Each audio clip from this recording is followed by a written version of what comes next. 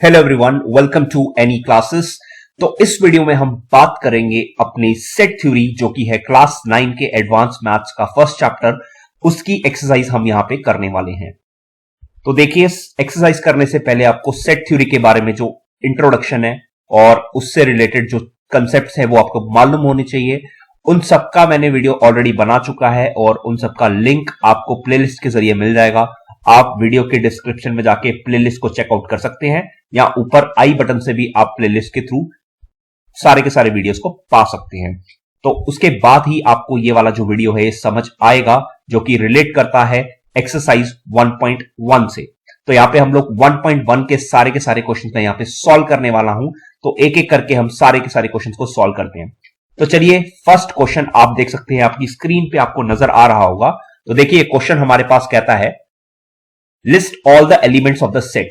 तो देख लीजिए, क्वेश्चन 1 की बात कर रहा हूं यहां पे और पार्ट नंबर ए की बात कर रहे हैं। आपको सारे के सारे एलिमेंट्स बताने हैं हर सेट के। तो देख लीजिए, पहले सेट में कहता है एक्स स्क्वायर की जो वैल्यू है वो 9 के बराबर है। तो आपको मालूम होना चाहिए, स्क्वायर को जब भी शिफ्ट करते हैं वो रूट बन जाता है और रूट के बाहर याद रखिए प्लस माइनस आता है। तो यानी एक्स की वैल्यू हो जाएगी +-3। ठीक है, तो यानी कि आपका जो आंसर है सेट की फॉर्म में आप लिखेंगे इसको -3,3। ठीक है, अब माइनस वाला नंबर भी आपने इसलिए लेना है क्योंकि यहां पे क्वेश्चन में मेंशन नहीं किया है कि आपको इंटीजर लेना है या नेचुरल नंबर लेना है। तो आप दोनों के दोनों ले लेंगे। नेक्स्ट सेकंड में देख लीजिए क्या बोलता है, x such that x is a positive integer less than 5। तो देख लीजिए, एक पॉजिटिव इंटीजर जो 5 से छोटा है वो आपके हो जाएंगे 1, 2, 3, 4। तो इजी सा क्वेश्चन था। नेक्स्ट बात कर लेता हूं पार्ट नंबर सी की। तो सी में देख लीजिए, आपसे कहता है x such that x is even natural number divisible by 5। तो देख लीजिए, 5 के टेबल में जो नंबर आते हैं वो होते हैं 5, 10, 15, 20, लेकिन आपको इवन वाले सेलेक्ट करने हैं। यानी कि 5 नहीं आ सकता, आपके पास इधर 10 आएगा, 15 नहीं आएगा, 20 आ जाएगा क्योंकि 20 इवन होता है और 15 ऑड होता है। नेक्स्ट 25 नहीं आ सकता, 30 आ सकता है। और इसी तरह आप पैटर्न प्रेडिक्ट कर सकते हैं। और क्योंकि यहां पे लिमिट नहीं बता रखी है कि आपको कितने मल्टीपल लेने हैं, तो आप सिंपली क्या कर सकते हैं, आप इसके आगे dot dot dot so on लगा के इसको छोड़ सकते हैं। चलिए फिर नेक्स्ट वाला हमारे पास डी पार्ट देख लीजिए, देखने को मिलता है। कहता है x such that x is natural number less than -1। तो ऐसा कोई नेचुरल नंबर होता ही नहीं है जो -1 से छोटा होता है। यानी कि डी जो सेट है उसमें एक भी एलिमेंट नहीं आएगा, यानी कि वो 5 बन जाएगा हमारे पास देखने के लिए। तो आई होप ये फर्स्ट क्वेश्चन आपको क्लियर हो चुका होगा। तो इसी के साथ हमारा फर्स्ट क्वेश्चन कंप्लीट होता है। तो बढ़ते हैं अगले क्वेश्चन की तरफ, that is your question number 2। तो क्वेश्चन नंबर 2 में देख सकते हैं, आपकी स्क्रीन पे आपको नजर आ रहा होगा क्वेश्चन नंबर 2। तो देख लीजिए, क्वेश्चन 2 में थोड़ा सा मैग्नीफाई कर देता हूं मैं आपको। तो देख लीजिए, 2 में हमारे पास कहता है कि आपको एलिमेंट्स बताने हैं। ठीक है, तो देख लीजिए, मैं पहले पार्ट नंबर 1 कर देता हूं, सॉल्यूशन 2, और इसका पहला पार्ट कर रहा हूं मैं यहां पे अभी। ठीक है, तो फर्स्ट पार्ट में आप देख सकते हैं, आपको पूछा है कि इनमें से नेचुरल नंबर कौन सा है। तो जाहिर सी बात है, आपको कोई भी नेचुरल नंबर यहां पे नजर नहीं आ रहा है, तो इसके मतलब हो जाएगा नो एलिमेंट्स, ELTS शॉर्ट में लिख रहा हूं। तो देख लीजिए, कोई भी नेचुरल नंबर यहां पे नहीं है। नेक्स्ट पूछता है हमसे होल नंबर बताने हैं। तो इसमें से इस पूरे सेट में होल नंबर आपके पास कौन कौन से नजर आते हैं, वो सारे के सारे देख लीजिए। तो होल नंबर आपको पता होना चाहिए, माइनस वाले नंबर होल नंबर कभी नहीं होते हैं, फ्रैक्शन भी नहीं होते हैं। तो इसमें से एक ही आपको नजर आ रहा है और वो हो जाएगा 0। तो सेकंड का आंसर 0 आ जाएगा। ठीक है, जो होल नंबर है हमारे पास एलिमेंट, तो 0 आ जाएगा यहां पे answer. Next part number C की बात करता हूं, तो आपसे पूछता है इंटीजर्स। तो देख लीजिए, इसमें इंटीजर -5 है और साथ में आपके पास 0 देखने को मिल रहा है। तो यानी कि 2 ही एलिमेंट्स है। चाहे तो आप ब्रैकेट भी लगा सकते हैं ऐसे इस तरह से। ठीक है, करली ब्रैकेट्स, क्योंकि आपको पता होना चाहिए सेट को इस तरह से लिखते हैं। नेक्स्ट रैशनल नंबर की बात करते हैं। रैशनल आपको पता है, सिर्फ इरैशनल नंबर्स को छोड़ के जो भी आपके पास नंबर होते हैं वो सारे क्या होते हैं, रैशनल होते हैं। तो यानी कि यहां पे -5 भी आ जाएगा। नेक्स्ट √3 नहीं आ सकता, √3 आपका इरैशनल होता है। -1/2 आ जाएगा। ठीक है, 0 आ जाएगा। 2/5 आ जाएगा।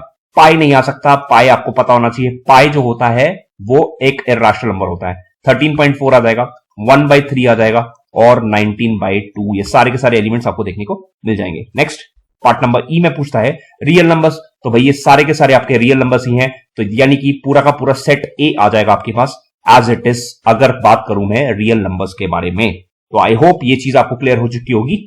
ठीक है, चलिए फिर बढ़ते हैं क्वेश्चन नंबर 3 की तरफ।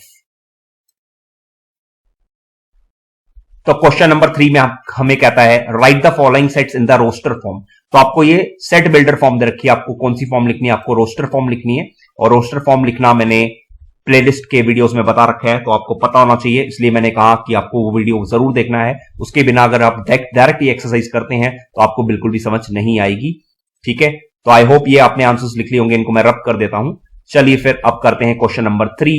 क्वेश्चन नंबर 3 में आपको सारी की सारी सेट बिल्डर फॉर्म्स को रोस्टर फॉर्म में कन्वर्ट करके दिखाना है। और सबसे इंपॉर्टेंट चीज आपको पता होनी चाहिए कि रोस्टर फॉर्म जो होती है वहां पे हम लोग एलिमेंट सेट के डायरेक्टली लिख लेते हैं। तो मैं एक एक करके सबके आंसर्स लिख देता हूं।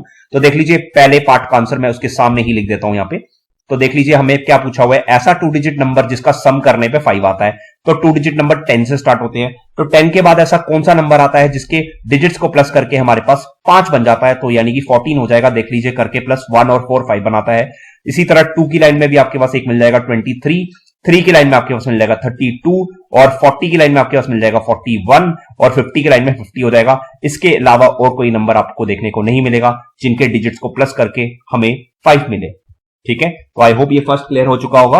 और यहां पे आपने देखा कि हमने सारे के सारे नंबर्स जो हैं वो डायरेक्टली लिख दिए हैं, यानी कि एलिमेंट्स को हमने डायरेक्टली शो कर दिया है। नेक्स्ट पार्ट नंबर बी की बात करता हूं। तो देख लीजिए, एब्सोल्यूट वैल्यू, ये आपने छोटी क्लास में किया होगा, एब्सोल्यूट वैल्यू बोलते हैं इसको, और बड़ी क्लासेस में इसको मॉडुलस फंक्शन के नाम से जाना जाता है। तो आपको मॉडुलस तो नहीं पता होगा, लेकिन एब्सोल्यूट जरूर मालूम होगा। तो आपको वो नंबर्स लिखने हैं जिनका एब्सोल्यूट वैल्यू 9 या 9 से छोटा होगा। तो यानी कि एक चीज याद रखना, एब्सोल्यूट के बाहर जो आंसर होता है, अगर आप -2 का एब्सोल्यूट वैल्यू लेते हैं तो वो 2 ही आएगा। ठीक है, क्योंकि माइनस का कोई इफेक्ट नहीं पड़ता। मॉडुलस क्या करता है, माइनस के नंबर को भी पॉजिटिव बना देता है। इसकी डेफिनेशन पे नहीं जाऊंगा मैं, क्योंकि वो लेंथी हो जाएगा और एज पर क्लास 9 आपको वो समझ नहीं आएगा, इसलिए मैं उसको छोड़ रहा हूं। आप सिंपली याद रखिए, ये एब्सोल्यूट के अंदर जब भी माइनस साइन होता है तो माइनस साइन बाहर नहीं आता है। ठीक है, तो कौन कौन से नंबर हो सकते हैं जिसका मॉडुलस, यानी कि जिसका एब्सोल्यूट वैल्यू 9 से छोटा होगा, तो वो खुद -9 हो सकता है, -8 हो सकता है, -7 हो सकता है, इस तरह से चलता जाएगा। ठीक है, आप बढ़ाते जाइए, फिर 0 आएगा आपके पास, 1 2 3 4 5 6 7 8 9 इधर तक चल जाएगा। ठीक है, 10 नहीं आ सकता क्योंकि 10 बड़ा हो जाएगा और हमें पूछा है यहां पे छोटा बनाना है। नेक्स्ट पार्ट नंबर सी की बात कर लूं, तो आपको लेटर जो है SWEET के उसके लिखने हैं। तो देख लीजिए, पहला लेटर S है, कॉमा W आ जाएगा, कॉमा E आ जाएगा। याद रखिए, कोई भी लेटर 2 बार रिपीट होगा तो उसको एक ही बार लिखते हैं, इसलिए मैंने E जो है वो एक ही बार लिखा है। तो आई होप ये C वाला पार्ट भी आपको क्लियर। नेक्स्ट है पार्ट नंबर D। तो पार्ट नंबर D के एलिमेंट्स लिखने के लिए आपको देख लीजिए, n की वैल्यू कहां से स्टार्ट करनी है, नेचुरल नंबर है तो जाहिर सी बात है नेचुरल नंबर जो होते हैं वो कहां से स्टार्ट होते हैं, 1 से। तो आप 1 पुट कर लीजिए, अगर 1 पुट करते हैं तो फिर बन जाएगा 1 + 1 यानी कि 2, और नीचे 1 ही रहेगा। नेक्स्ट n की वैल्यू 2 पुट करते हैं तो नीचे तो 2 ही रहेगा, लेकिन ऊपर आ जाएगा 2 + 1 3। इसी तरह से अगला हो जाएगा 4/3, नेक्स्ट हो जाएगा 5/4, नेक्स्ट हो जाएगा 6/5। ठीक है, n की वैल्यू आप 5 तक पुट करेंगे क्योंकि 6 से छोटा रखना आपने, तो अब 6 नहीं पुट कर सकते, तो यहीं तक आंसर हो जाएगा। ठीक है, नेक्स्ट ई पार्ट के बारे में कहता है कि आपको कंपोजिट नंबर बताने हैं। याद रखिए, कंपोजिट नंबर हमारे पास कितने होते हैं, इनफाइनाइट नंबर्स होते हैं। तो आपको सिंपली थोड़े से नंबर्स लिख के आपको सो ऑन लिख देना है। तो देख लीजिए, हमारे पास कंपोजिट नंबर सबसे छोटा जो होता है वो 4 होता है, देन 6 आएगा, देन 8 आएगा, देन 9 आएगा, देन 10 आएगा। कंपोजिट आई होप आपको पता होगा कि जिसके 2 से ज्यादा फैक्टर्स होते हैं उसको हम कंपोजिट नंबर कहते हैं। फिर इसके बाद 12 हो जाएगा, इस तरह 14 हो जाएगा, 15 हो जाएगा, और आगे मैं सो ऑन लगा देता हूं क्योंकि ये कंपोजिट नंबर इनफाइनाइट तक चलते ही जाएंगे। ठीक है, तो आई होप ये वाला पार्ट भी आपको क्लियर हो चुका होगा। ठीक है, तो इसी के साथ हमारा क्वेश्चन नंबर 3 भी यहां पे एंड अप होता है। तो आई होप क्वेश्चन 3 तक आपको सारे क्वेश्चन क्लियर हो चुके होंगे। चलिए फिर बढ़ते हैं क्वेश्चन नंबर 4 की तरफ, और क्वेश्चन नंबर 4 में क्वेश्चन नंबर 3 का अपोजिट पूछा हुआ है। क्वेश्चन नंबर 3 में हमने देखा कि हमें रोस्टर फॉर्म लिखनी थी सेट बिल्डर फॉर्म से। अब हमें क्या करना है, अब हमें सेट बिल्डर फॉर्म से रोस्टर फॉर्म लिखनी है। तो थोड़ा ध्यान से देखिएगा, और अगर आपने पिछले के वीडियो देख रखे हैं तो मैं अगेन कह रहा हूं तो ही आपको ये चीज समझ आएगी, अदरवाइज आपको ये समझ नहीं आने वाला। ठीक है, आपके लिए कॉम्प्लिकेटेड रहने वाला है। तो चलिए मैं क्वेश्चन नंबर 4 को अभी स्टार्ट करता हूं। ठीक है, तो इससे पहले मैं ये सारा रब कर देता हूं। आई होप आपने लिख लिया होगा सबका सब। ठीक है, अब बात करते हैं क्वेश्चन नंबर 4 की, जहां पे आपको सेट बिल्डर फॉर्म ऑलरेडी दे रखी है और आपको बनानी है उससे रोस्टर फॉर्म से आपको सेट बिल्डर फॉर्म बनानी है। ठीक है, तो चलिए एक एक करके क्वेश्चन नंबर 4 को यहां पे मैं सॉल्व करने जा रहा हूं। लेते हैं अपना क्वेश्चन नंबर 4 का फर्स्ट पार्ट। ठीक है, तो अगर क्वेश्चन नंबर 4 के फर्स्ट पार्ट की बात करूं तो आप यहां पे पैटर्न नोटिस कर सकते हैं, ये सारे 2 के मल्टीपल हैं।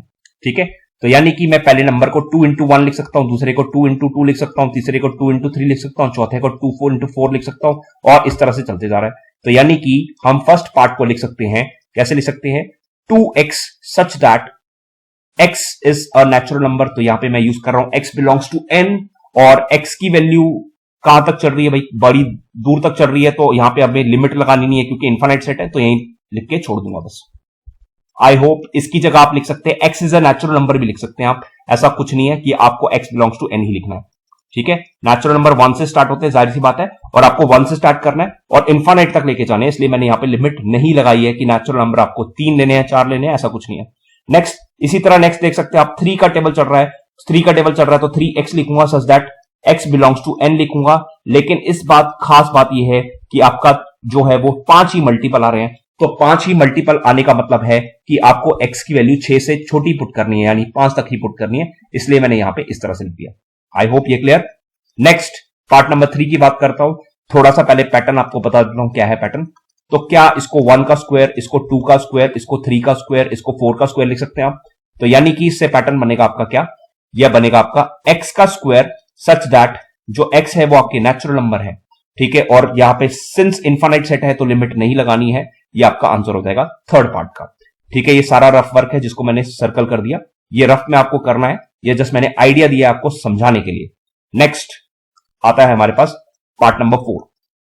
पार्ट नंबर 4 को देख लीजिए, आपके पास नंबर जो स्टार्ट हो रहे हैं वो 8 से स्टार्ट हो रहे हैं, तो आप सिंपली लिखें, और सारे के सारे नेचुरल नंबर है, तो आप कैसे लिखेंगे, x such that x belongs to n and जो x है वो 7 से बड़ा है, तो 7 से बड़ा है तो कुछ इस तरह से लिखेंगे, और इनफाइनाइट सेट है तो चलता ही जाएगा।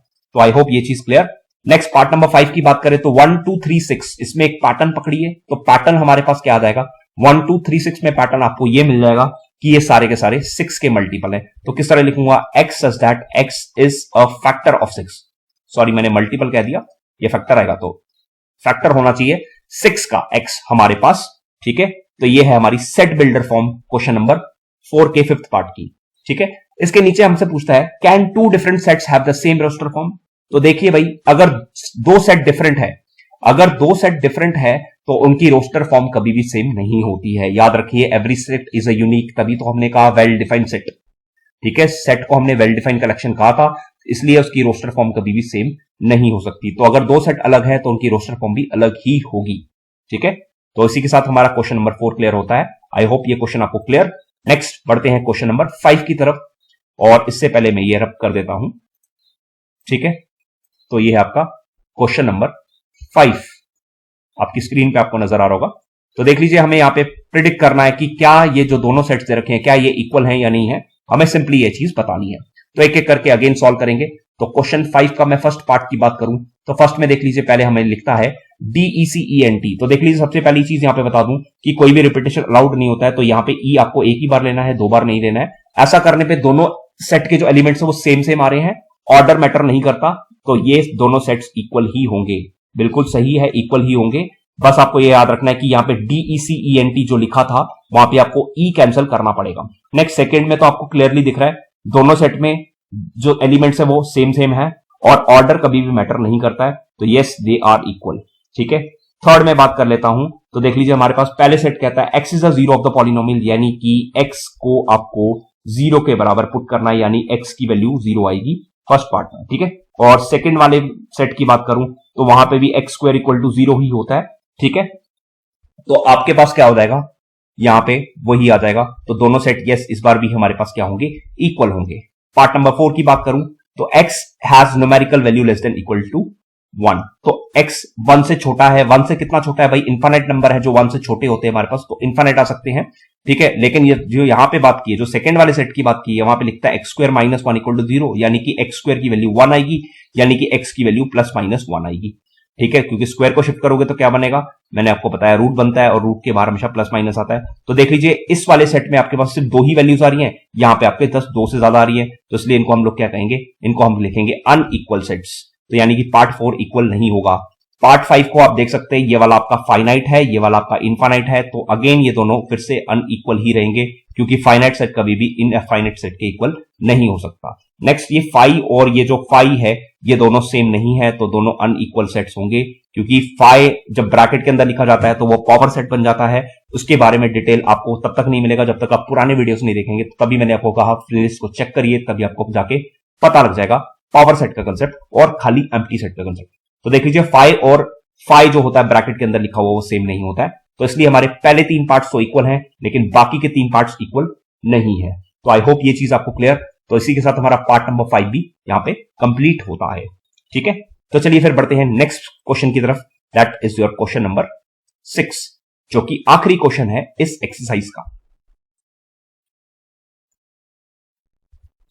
तो 6 में आप एक बार देख सकते हैं यहां पे क्या हमारे पास कह रहा है। तो देख लीजिए 6 में हमारे पास कह रहा है कि आपको बताना है सिंपली कि कौन सा फाइनाइट है और कौन सा सेट आपके पास इनफाइनाइट देखने को मिल रहा है। ये सिंपली आपको चीज बतानी है। ठीक है, अब मैं पहले की बात कर लूं यहां पे, तो ध्यान से देख लीजिए पहले सेट में हमारे पास क्या कह रहा है।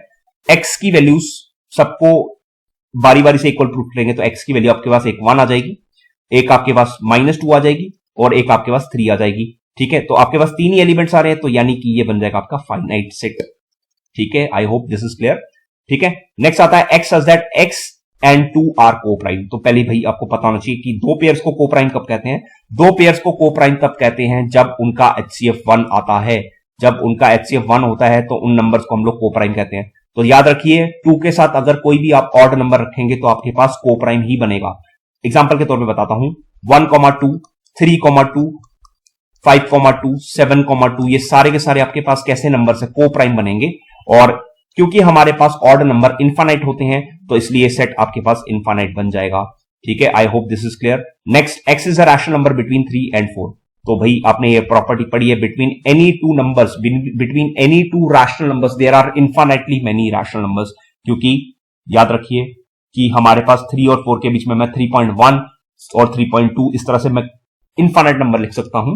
ठीक है, नेक्स्ट बात आती है X such that x is an integer और उसका मॉडुलस जो है वो 5 से बड़ा होना चाहिए। तो देख लीजिए ऐसे कितने नंबर्स हैं जो 5 से बड़े होते हैं। तो अगेन भाई हमारे पास इनफाइनाइट नंबर्स होते हैं, तो अगेन ये भी हमारे पास इनफाइनाइट देखने को मिलेगा। यानी कि पार्ट नंबर 1 को छोड़ के बाकी सबके एलिमेंट्स आपके पास इनफाइनाइट आएंगे, क्योंकि मॉडुलस हमें 5 से बड़ी चाहिए। तो यहां पे आपके पास 5, 6, 7, 8, 9, ठीक है, इस तरह से नंबर आ जाएंगे। और इवन आपके पास -5, -6, -7 इस तरह से नंबर भी, ये भी इन सबका मॉडुलस भी क्या होगा, 5 से क्या होगा हमारे पास, क्या हो जाएगा, बड़ा हो जाएगा इनका सबका एब्सोल्यूट वैल्यू। ठीक है, तो बीच में यूनियन लगा दूंगा, इसको आप लोग को लिखने की जरूरत नहीं है, ये आपको अभी समझ नहीं आएगा अगर आपने सारे के सारे पार्ट्स नहीं देख रखे हैं।